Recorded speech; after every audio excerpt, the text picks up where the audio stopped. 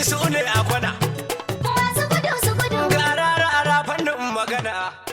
Su ne da sama. Masu gudu su gudu. Dangin zaƙi layin su zuba. Masu gudu su gudu. Suka ce a daga don mai rigima. Masu gudu su gudu. Gashi mun kula karyar mai haɗama. Shafi na 6 ƙididdigan Ingilishi. Babi na 3 kenan yadda ake haɗa sautin magana zuwa kalmomin haɗa jimloli. Koyarwa ba tare da amfani da kalmomin da suke cikin aikatau na yau da gobe ba. Karatu yakan koma surutu.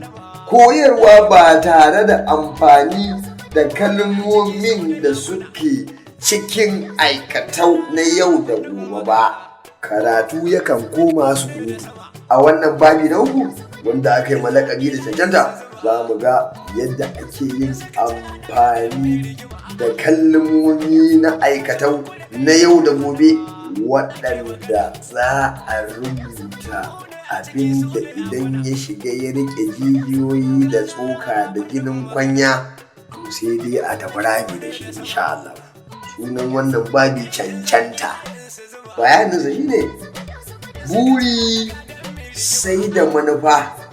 Kuskuren fahimtar sunan wannan babi ko wannan kalma na wannan babi cancanta za a iya shiga cikin ni'yasu, kuma duk wanda ya taɓa jefa ƙuri'a ya fahimci abin da nake nufi, musamman 'yan arewan Nijeriya. Kuma dai bibiyan burin zuciya wanda babu cancanta a cikinta mugunta ne ga kai, ko ce muguntan kai ne. Saboda haka da cancanta da buri, ko ce da wannan babi na 3 da babi na 2 suna da alaƙa mai ƙarfi, domin burin da bai cancanta ba Allah ya tsare, Allah ya kare, kuma muna roƙo ya Allah tabbatar da mu akan cancanta,